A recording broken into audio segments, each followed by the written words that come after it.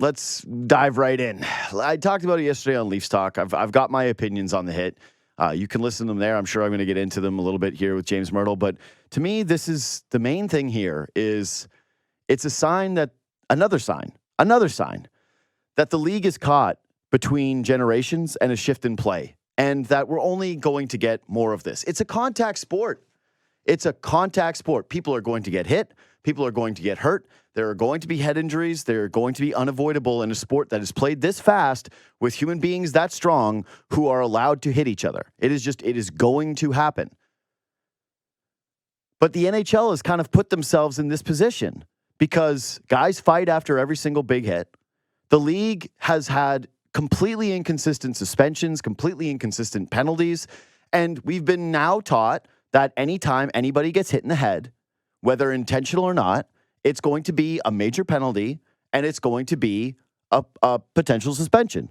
I could absolutely see all sides of the argument. I mentioned last night that if you're going to be flying through the neutral zone and you take a peek down, you've got a responsibility to me to protect yourself. We've talked about this about like Tom Brady, right? He talks about how the NFL has had their shifted rules, similar situation, where they've tried to eliminate a lot of hits over the middle. And so you get wide receivers that don't feel it's their responsibility to protect themselves. And thus, when some of those big hits do happen, they're getting blown up and it's not as safe for the player. So I'm sorry, I'm not victim blaming here, but Matthew Knies, just like Darnell Nurse, they do and they should have an obligation to try to take care of themselves in a contact sport. That being said, if you're going to say that all head injuries are majors and all head hits are suspensions, then you can understand why your fan base gets apoplectic when they feel aggrieved when you can clearly see a guy make contact. And so to me, this is a league issue. This is something that isn't going to go away.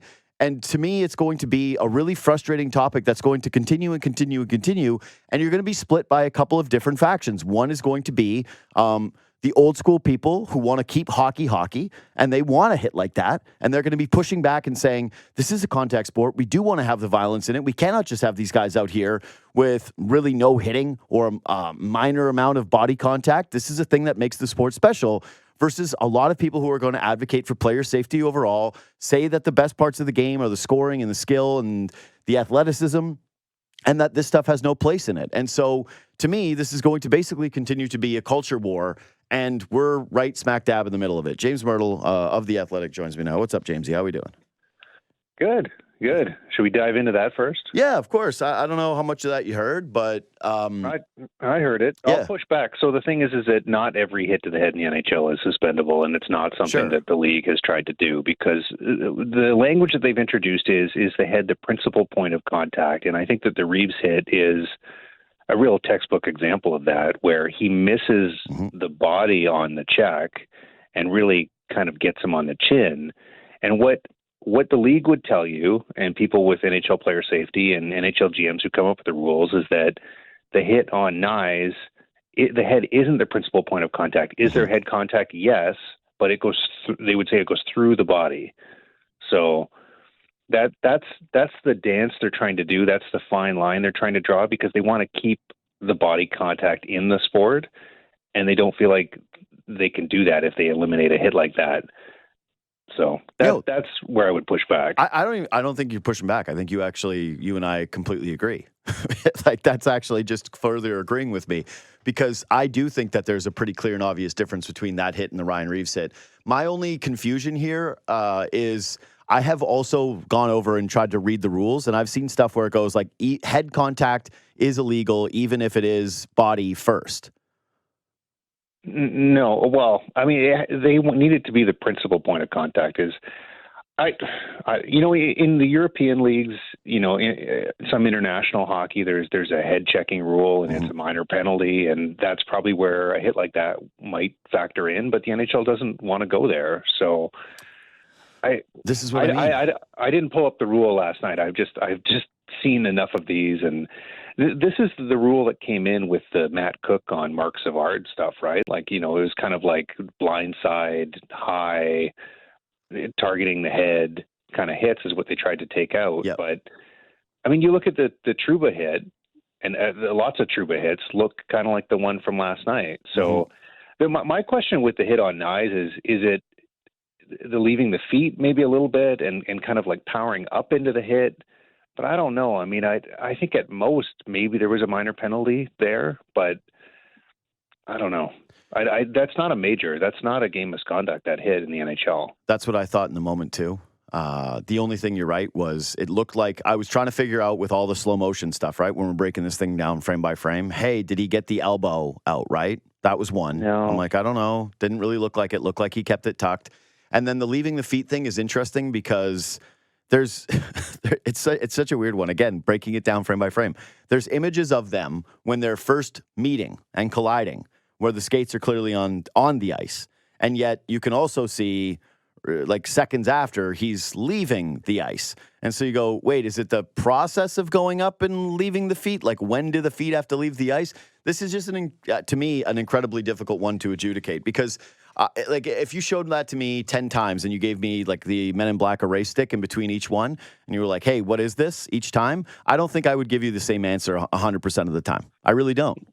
Yeah. I mean, there's shades of gray with all of these things, right? Yeah. That make it really tough to, they're trying to keep as much contact as they can in the game. And that's so trying to draw these lines is hard. And I don't know if they do a good enough job. Well, I know they don't do a good enough job communicating it to the media and into the fan base because, would it kill the league to come out after and say why that wasn't a penalty? And 100%. It would be great. Instead there's a few people like me who nerd out on this stuff and read the rule book and, but it's not. I think that, and especially as the rule book has evolved the last 10, 15 years too, they haven't done a good enough job of explaining why the rules are the way they are. Yeah, well, honestly, this is one of my issues with the league in general is that there's cones of silence around things, and there does seem to be a real feeling of we don't need to be the ones to educate you. Figure it out on your own, right?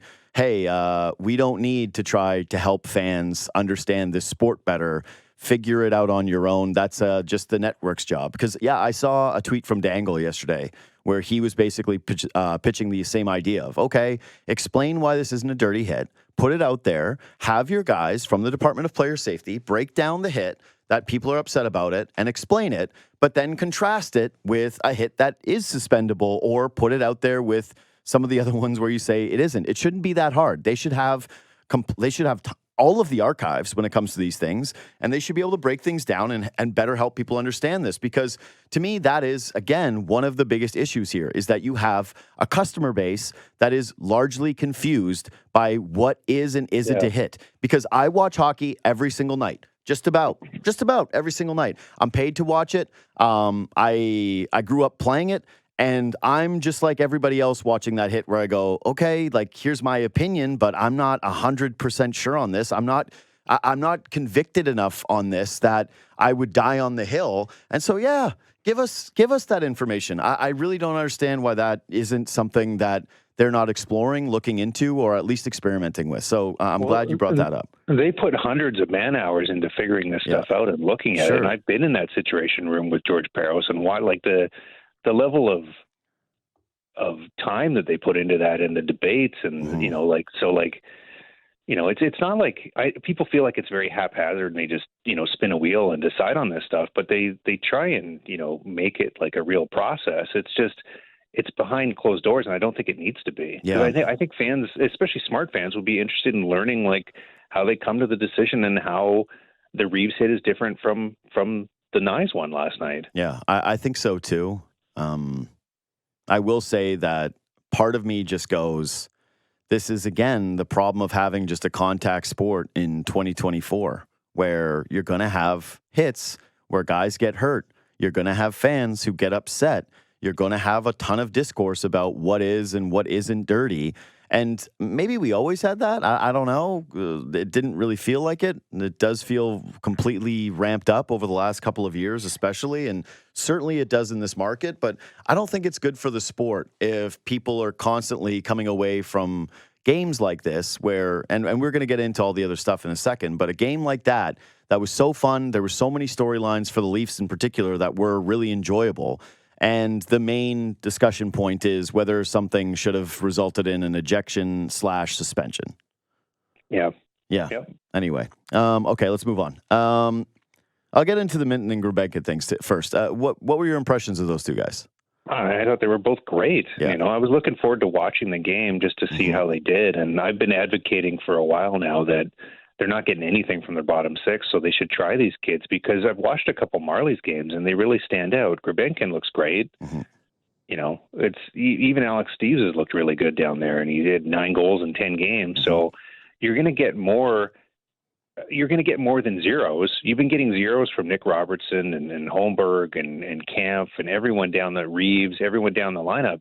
Why not mix in some of these kids? And it really took until they had a couple of injuries, Kampf going out and Domi going out. Obviously, Matthews isn't playing, for them to do it, because they wanted to leave Minton down there to marinate a little bit, because he missed training camp. He missed the first month of the season. They didn't want to rush it. Brad Treliving said yesterday, like, we didn't really want to do this. They felt like kind of like their hand was forced, but they played fantastic. I was surprised after the game that Grebenkin only played 11 minutes, because he was so noticeable. It felt like every shift that he was out there, something was happening, and he had the puck, or he was making a hit, or he was making a defensive play. And he's a guy that's going to be a huge steal. I mean, they only drafted him 2 years ago, and to go from fifth-round pick 2 years ago, I don't even know if there's any other fifth-round picks from 2 years ago, or sixth or seventh-round picks that are in the NHL right now. Like, that's a pretty big leap to make. And he was second in scoring on a KHL team that won the championship last year. So he looks like a huge hidden gem to me. I mean, this is a league that's talking about removing some of the rounds in the draft because there's so few hits later in it. So, yeah. It's a massive, massive coup if he turns out to be a real guy. And he looked like it. To me, there's going to be a couple things, which is it's great when they're coming in there. And I'm not trying to be pessimistic about it, because it was obviously really great. And I mentioned it yesterday on the show, and even going into it, that like, I was talking to people before the game saying, man, this makes the night so much more interesting in just like late November, where all of a sudden a couple of the kids come up and you get to look at them and you get to evaluate them in these spots. It's great. It's really, really great. But I do want to see what it looks like when it's not just the pure adrenaline of their first games and they're getting called up essentially the day of and slotting into the lineup against Vegas and trying to find themselves. I want to see what it's like, you know, game 4, game 5. I'm not going to try to overreact too quickly to it. But what I will say is this. I have a hard time believing that Steves and Grebenkin, and yeah, maybe Minton, but I do think that you want to be a little bit more cautious with him, even though he's the guy that got the power play time, even though he's the guy that scored the goal, and certainly the highest pedigree out of all of them, and and I think certainly the highest floor out of all of them. That it's just difficult for me to envision a world where you're going to be better off having Nick Robertson and Ryan Reeves in your lineup than 2 of those 3 guys. Yeah, 100%. I mean, you've given it almost 20 games with the way that it was, and you're 17th in scoring in the league, and you got to get some more juice from down the lineup. And watching them with the Marlies and watching them last night, I mean, you're right. Maybe they fade game 5, game 6. Maybe they get into the schedule gets heavier and there's back-to-backs and all that. But get some youthful exuberance down the lineup. Like, you know, one of the funnest seasons I ever covered the Leafs was that first year when they had the 7 rookies on the team with Matthews and Nylander and Marner, and it was just, they were wide-eyed kids, and it was, every game was fun to watch because they were new to the league and bringing something. And, you know, we've seen that, like, Knies has brought some of that. Joseph Woll's brought some of that. I think getting more of that, as opposed to, you know, I heard you on Leafs Talk last night. Like, you're 100% right. Like, Reeves is just not it right now, you know, and with where they're at offensively and the number of injuries that they have, I think absolutely. And the thing, too, that's different right now this year for this team, and is different certainly than last year, is they've got a bunch of these kids that are on entry-level deals that don't require waivers, and you can just yo-yo them up and down as you need them. And there's nothing to say that Minton can't play 19 NHL games this year, and Grebenkin can play, you know, same. You know, maybe when you get an injury or someone's day-to-day, they come up and they play a game and then they go back down, and there's nothing wrong with that. And they bring something, and you know, but I would give them a little bit of a run of games here while you've got a bunch of injuries and see what it looks like. Yeah, of course. And they're going to have to. So they don't have any other choice. I will get into, like, you wrote an article about guys that the Leafs could end up trading for and targeting. And I do think that there is certainly a question of whether they expedite certain deals to try and round out some of this roster, because last night was fun and it was good. But yeah, it is, God, they're just down so many bodies. It's hard to envision them maintaining the pace that they're at with this, but who knows? They've got great goaltending. They've got a real shutdown pairing all of a sudden. Nylander and Marner continue to play brilliantly and provide them with enough scoring punch. The penalty killing's outstanding. So I don't know. Maybe they can survive this. Maybe there doesn't need to be a rush for a trade. Well, they don't have any injuries in goal. They don't have any injuries on defense. It's all they're missing 7 forwards if you include Knies. Like that. Yeah. That's incredible. Especially, one of the storylines coming into the season was lack of forward depth. So I thought it was interesting though. Like originally they said camp's day to day, and then all of a sudden yesterday he's on LTIR, and it's like, well, that means he's out a month. Yeah.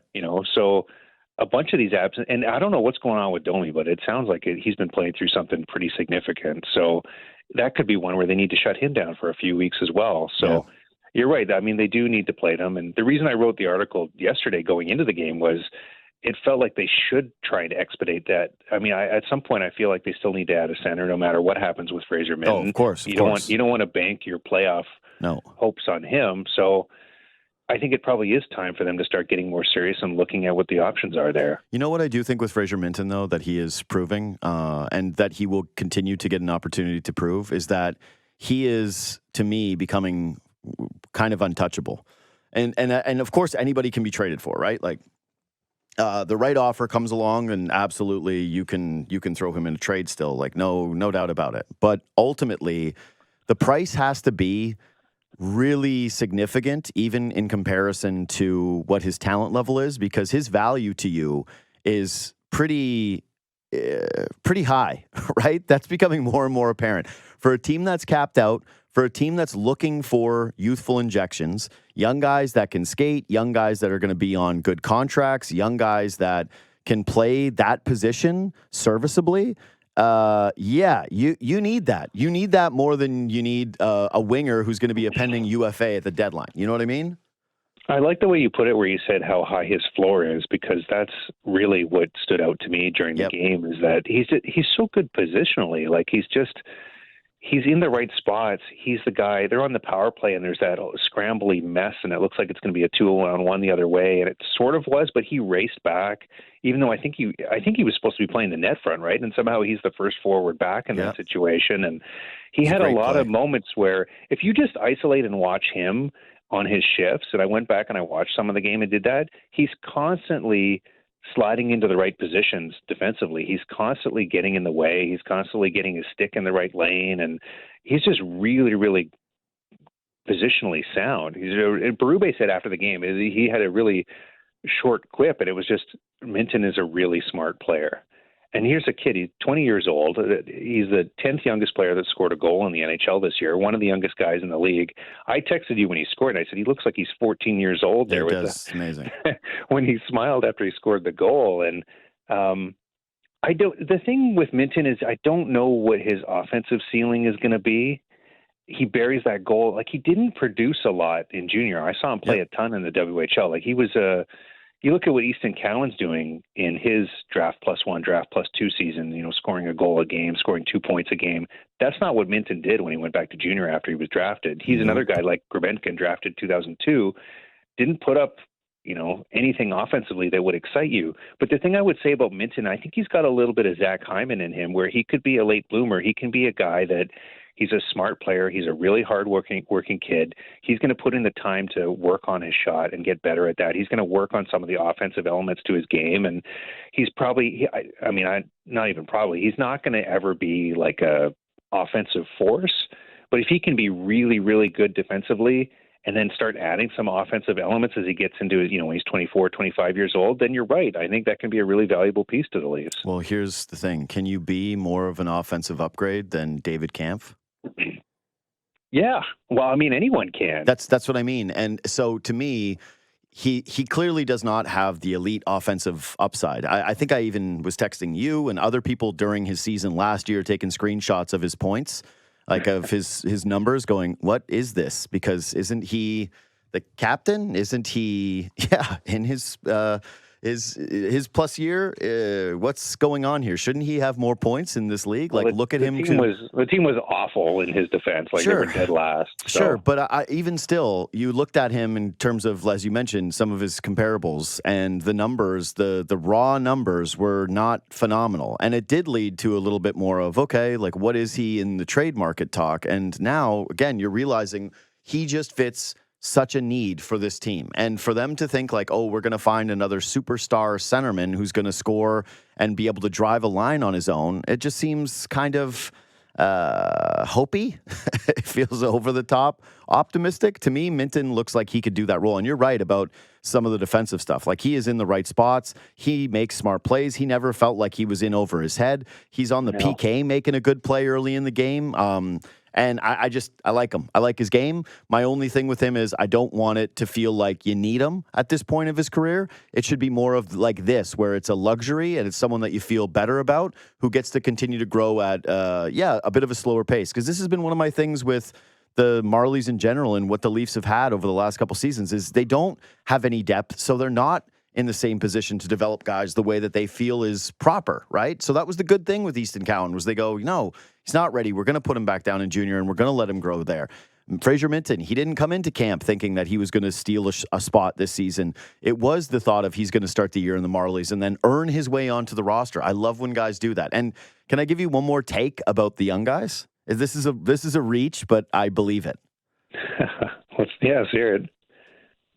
I think there's something to how this core, right? The core four forwards, and particularly the three younger guys, the three younger forwards. But there's always been this thing of, well, bring in the older players to show them how it's done, right? You agree? Well, yeah. I mean, okay. Thornton and Marlowe and O'Reilly, and but even outside of those guys, they've done things like, well, we're going to bring in Ryan Reeves for the room, and we're going to bring in Max Domi because he plays with bite and tenacity, and he's great for the room as well, right? They've not only just targeted hockey fits, they've tried to target either old veterans that can show them a way of doing things, or other players who bring in a certain type of energy that is going to amplify the group itself. And to me, something that's kind of interesting about having a team that has a bunch of young guys on it and fewer of those names that I mentioned is that you're really shifting a lot more ownership to the star players, and that they get to start to kind of recognize where they are in their careers going, oh yeah, we're 27, like we're real vets in this league. Now it's kind of our responsibility to not just be all the things that we were essentially trained to do, but also kind of foster this culture amongst the younger players to try and show the younger players the way, and really kind of be like, hey, this is fully, and not that it isn't their ship and that they wouldn't understand that, especially given the contracts and the pressure that's on them, but that there's something to the maturity of those guys that I think can actually be additive by having younger dudes around who are refreshing and excited and really trying to prove themselves in the league rather than established guys who know who they are. I think it changes the mood in the dressing room too. You said it off the top, like the media obligations and all that kind of stuff. I think that if you've got a really older veteran team, they've seen it all before, and it's like, oh yeah, this again. And then you get a 20-year-old kid in there who's smiling like Minton, or Grebenkin, who's cracking jokes in his second language with the media, and I don't know, it changes. I'm too old to use this term. It changes the vibes, right? And that's why they brought in someone like Ryan Reeves. That's what they talked about, was like changing the way the room was and how it's being talked about and everything like that. If you get a bunch of young guys in there, they're bringing some of that 2017 team, that energy that they had with those when they had the 7 rookies there. Yeah. And I think that this team needs a little bit more of that. Yeah, no, I agree. It's they put it in there. Some fun. Yeah, exactly. And again, I'm trying to not go too overboard with this because I am excited by it after one game where they won 3-0 and a lot of things went right for everyone. And we'll see how I feel 4 games from now if Grebenkin's taken bad penalties and they don't score another goal and it looks very much the same. But yeah, when you're talking about what you were working off of before with that bottom 6, like I was saying, I said yesterday too, like I didn't look it up, but that was Holmberg's first goal, right? Yes. Yeah. And Domi didn't score, and Kampf has not scored, right? No, Minton outscored all of the depth centers when he scored that goal in the beginning of it was 9 minutes into his first game of the season, and he had more goals than the other centers. That's what I mean. So that's what you have to outpace right now is a bunch of guys who scored 0 goals, and I guess we're hurt. So. And they're making money too. Yeah. Like the kids don't make anything, and I don't know. It gives them flexibility too. I mean, even if just one of them shows that they should be on the playoff roster, it really changes the complexion of what you try and do before the deadline. 100%. So they should get a look at them. Like I said, if they end up playing 14 or 15 games and it doesn't work out, there's no harm done. No, this could be a real blessing to them that they had to stretch their depth and get a real look at it now and get a fact-finding mission ahead of that period where clearly they're going to have to still try to add to this team. Okay, so going back to the Cam Domi injuries, I saw Berube's quote on Domi. He said he wants to play, but we've got to do what we can to try to protect the player. So my guess is there, just reading between the lines. That being said, who knows? Because these guys were like, Matthew's day to day, and then he's in Munich, and they're like, no big deal. What's the problem with that? It's just in Munich. Isn't that just standard business for I didn't think we needed. That's one of those things where you get in a fight with someone, like your girlfriend. She's like, I can't believe you didn't tell me that. I didn't know that you had to know that. But you absolutely did. You absolutely knew that you should have told her that. But so with him, I'm reading between the lines going, I think he is got something nagging, but that he'll probably play fairly soon and that they're trying to weaponize the little layoff in the schedule here, but that camp seems to obviously be a little bit more severe given that he's on LTIR. So you mentioned that he's out a month, but what's your read on Domi, or have you gotten anything on Domi? Just that I think it's something that keeps lingering. Like it's been going on for a long time now. I think it's been a month or so, and the Leafs have gotten really hyper secretive about the injury stuff. It used to be that you could get little glimpses of stuff, and even you used to be able to, go through their camps or whatever and get an idea of what's going on or a timeline. And it's just everything is really buttoned down this year. And I don't know. Some fans feel like there should be more injury disclosure. Some don't, but that's just the way it is. You can't take what they say at face value right now because, they're saying Matthews, they made it sound like it one game, maybe two, and then it's going on and on and on. And I mean, I guess you can say they didn't know, but when they say Kampf is day to day and then he's on LTIR, 24 hours later, that's really strange. That's not standard protocol that we've seen with this team in the past. So I have a hard time reading into anything that we're getting publicly on this. Mm-hmm. Yeah. I talked about this yesterday with Frank Saravelli. I think that the leagues should be more transparent. I just don't think that there's a downside for fans. Of course, I understand players really want privacy because they constantly feel targeted. They think that if the information's out there, that a player is going to go after them for it. And, this is something, if an athlete feels as though they're being targeted for something that is a nagging injury, that's when they lose their cool more than anything else. That's just a fact. And so I get it. I understand their position. And this is the league where they're trying to balance different interests of different parties. I'm a fan of the sport, so I want more information. I get why the players want it hidden. But yeah, I'm going to be pretty frustrated if the Matthews thing does continue past What's the day where it starts to get okay? Because I think we're already there. But if he doesn't lace him up Sunday, right? You go, okay, what's happening? I think the Florida trip is kind of... That's the one for you? Well, the whispers now is that that's when he's going to be potentially able to play. And I don't know. I'm of two minds on this, though. You don't want it to be... You want him to be close to 100% when he comes back, right? You don't want to be riding Matthews through an injury and then he's not 100% when you really need him later in the year. So the concern for me with him is that this is going to be a lingering thing that goes on for a while. Mm-hmm. I get that. But again, when you don't have information and you have to blindly speculate, you start to wonder whether this is, because you can always use the argument. This is my only problem with, because, you put it out that way and you go, well, don't you want them ready for the playoffs and don't you want them ready for the most important parts of the season? I go, yeah, for sure. That's obvious. Anybody would want that. But then, like, what does that mean? Should he play at all then? Should they just, wrap him in bubble wrap and store him away and just let him work out? I don't know, maybe there's load management. Maybe. But that's what I mean. It feels like to me, that's what I brought up yesterday, is I feel like there's an element here where you're sort of trending towards the idea of load management if the thought is that guys have to be 100% healthy in a league where guys are banged up. And yeah, if it's a lingering injury and something that they really do feel like can get a lot worse, then absolutely sit them. But then if that's the case, just come out and say what it is so that people can understand and they don't have to guess at what you're doing. That's the problem here. Yeah.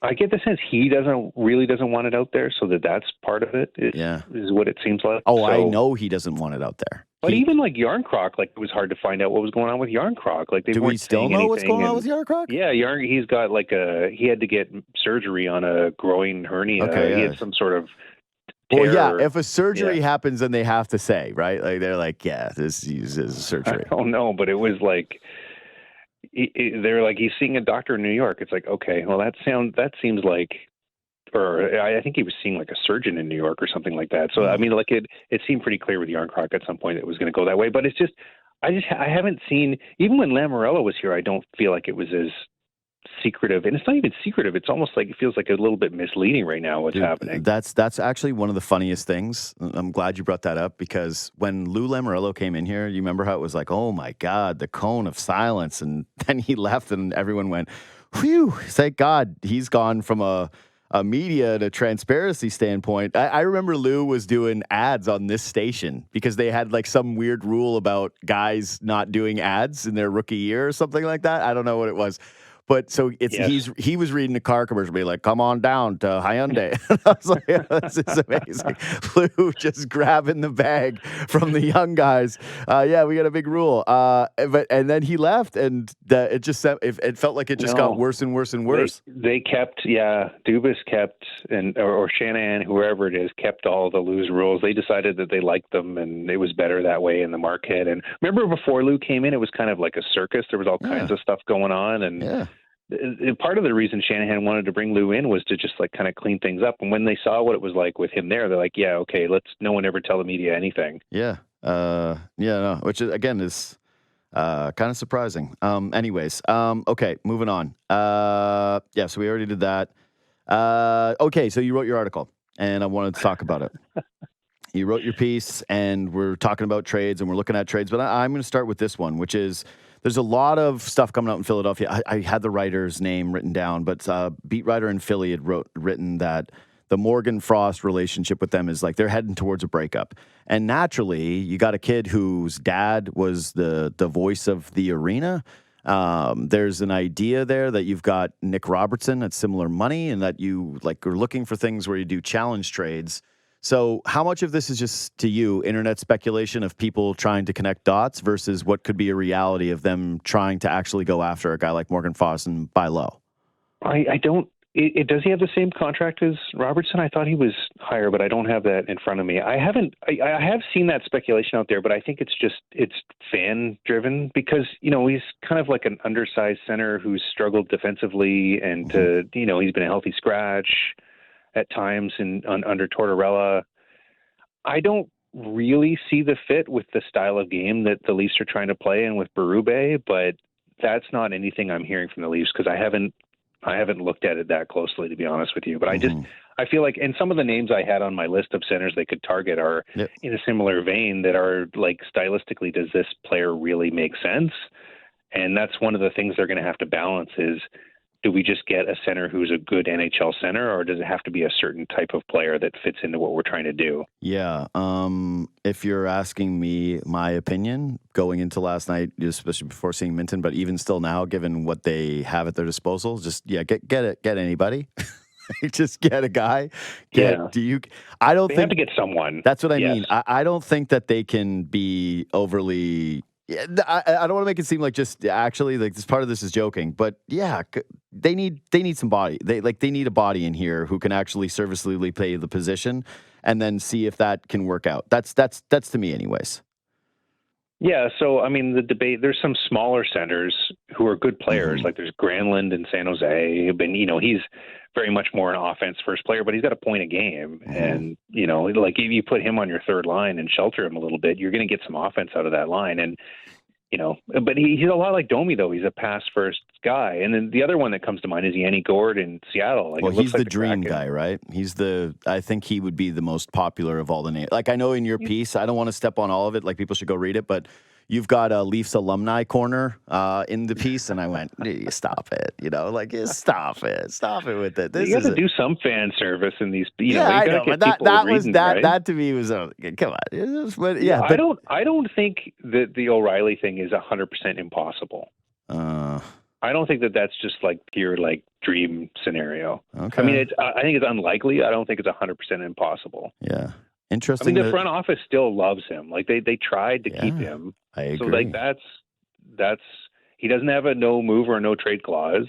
Nashville's talked about potentially tearing it down. They're in 31st place in the league. Yep. It's not impossible. Yeah. If you say it's not impossible, it would be fairly interesting that, you chastise me amongst others about, potentially being a different coach here if he was to return. But I'll just say it was just interesting. Just an interesting note of him not saying. No, your argument was that he wanted to leave because of Sheldon Keefe. No, that wasn't my argument. That was never my argument. That's just the way that things get misconstrued. I'm saying that I know that he didn't like the guy. Like, I know that he was not the biggest fan of his, especially the way that Keefe performed that playoffs. Like, well, he did put him on the third fact. line, right? I mean, like, and then O'Reilly goes to Nashville. He's the first line center, and he has a monster year last year. And you can see why a guy might be frustrated playing on the third line. Mm-hmm. Yeah. So anyway, I think it actually it was his coach in St. Louis. I mean, that's the other big piece of this as well. Okay, so yeah, good. James Mirtle reporting Ryan O'Reilly return imminent. No, you're just saying it's a pipe dream. I mean, the Leafs corner, I put Kadri on there. That one is like, of course. I don't think that has any chance of happening. The contract and the baggage and all of that stuff, like that one's just there because fans keep saying they want him back. But the O'Reilly one, there's something real to that, I think, if Nashville decides to move him. The one that I actually thought from your piece that I felt like just reading the name and at first glance that was least realistic, though, was actually Trent Frederick, where I was like, there's just no way these two teams can make that trade, right? Like, well, if Boston falls way out of it and he's UFA and they don't feel like they can sign him, then. But I just don't. Yeah, it's more the Boston-Toronto thing that I just don't see it. I don't know. And the thing too is the Bruins really like him. Like he's Anyway, I don't know. It's just one of those. He's one of those guys that might get paid too much money as a UFA, and Boston just can't keep him. And if they're way out of it, they might just have to trade him. I don't think there's any question he's one of those guys that's going to get paid too much money because he's a center with size, right? And he can actually put the puck in the net if he gets an opportunity. But also, that is he's obviously not as big, but this is sort of what I'm saying about Fraser Minten when you're looking at centers who aren't even just crazy goal scorers and what they're getting right now because the league is so desperate for them. This is why you need to make sure that he doesn't leave the organization unless it is for something monumental. And when I say monumental, it cannot be a rental. It cannot be. You have to be considering what he represents for you over the next couple of years and what he can be because it's just I hate picking on the same guy, but you and I talked about Chandler Stevenson in the offseason. Do you know how many goals he has right now? Not many. And he's playing huge minutes 20. there. Yeah, 1 in 20 games. That's a terrible contract. That's like one of the worst contracts in the league. Like that was signed, and it's like, what is going on there? But I would say that if you go through historically, if you go look at this center in a non-deep center market, you're going to get paid, right? Yeah. I mean, with Compher in Detroit got something outrageous. I think he got 5x5 or something like that. And exactly. The third line centers now are getting paid big money because teams just desperately want to have three lines that have a good center on them. That's what I mean. And that's why, again, you got to really be thinking about keeping your own internal two-way 3C option. But okay. Well, if Minton ends up being a really good defensive center who gets you 35 points, and he's playing on an entry-level contract, that's great value. Yeah, incredible value. Huge replacement over savings. Okay, so let's just hone in. Out of all the guys that you wrote about, which one of them to you felt like actually there is the most potential for buzz around? Is it Gord? You mean like who's the most realistic for them to get, or who's the most is there somebody that I think Bukestad is probably the most realistic for them to get because I think the asset cost, like he might only cost you a second round pick. He's 6'6". Mm-hmm. He's He can score. He's good in front of the net. He's going to give you more down the lineup than what they've got now by a long shot. He's a veteran. He went in a similar role as a rental for Edmonton 2 years ago and played really well, scored some good big playoff goals for them. Mm-hmm. I think there's a lot there that makes sense. I like Gord. I'm not sure where they're at on that. He's not going to bring the size element, but he's a guy that's won and that he's getting older and he's not as good as he used to be, but he's another really smart player who I think can bridge a gap and give them something more down the lineup. It's just, he's also only got one goal this year, right? Mm-hmm. Like he's not going to fill the net for you. So yeah. I'd like someone with a little bit more offense than what Gord has. But as we said, if you got to get somebody, I think he's in your short list. Yeah, I agree. And Gord is smaller. What is he, 5'10"? 5'9" as he's listed at. Yeah, he's not a big man. Then he's actually 5'8". Okay, so he's 5'8". That's tough, but I think he plays bigger than he is, and that's why I thought he was 5'10". I'm like, oh yeah. So it's like if you list yourself at 5'9", this is the rule. If he lists himself as 5'9", he's actually 5'8", but the way that he plays, he's actually 5'10". That's the math, just so you know. So the other one that I like on the list is Brock Nelson with the Islanders, but I don't know if the Islanders are going to fall far enough out of the playoff race that they're going to want to trade him. But he's a really good player, and if he does go on, the trouble with him is that he makes $6 million, and the acquisition cost is going to be sky high, and it's probably only makes sense if you're able to re-sign him, and it's hard to see the Leafs being able to do that with him. So, but he would be a really nice fit for them. That's the kind of trade I'm talking about where I don't think that they can afford a move like that where they're giving up a bunch of premier assets for a rental anymore. That they've got to slow down in terms of the high price of rentals and look at it more like they did with the Jake McCabe deal, right? And obviously there was more to that, but you got to be bringing somebody in where you go, okay, this actually doesn't just bridge the gap for 1 year, it's for a couple. There is a chance of re-signing this guy down the line. Maybe the team is eating money. It's one of those ones, right? No one's complaining about the asset cost with that trade, even though Chicago, I still think, did well. I don't know how many more of the Ryan O'Reilly trades, not the future one we were potentially discussing here, but the past ones where it's like, hey, here's a bunch of stuff for a guy for one run. I don't like the all-in feelings with this group. Again, that's just my personal opinion. Maybe some people feel differently, but yeah, that's where I'm at with it. Anyway, all right. James, great stuff. Again, people go read the article that's up on The Athletic right now. It's really good. It details the entire center market. We'll talk to you next week, buddy. Yeah. Thanks, JD. See you, man.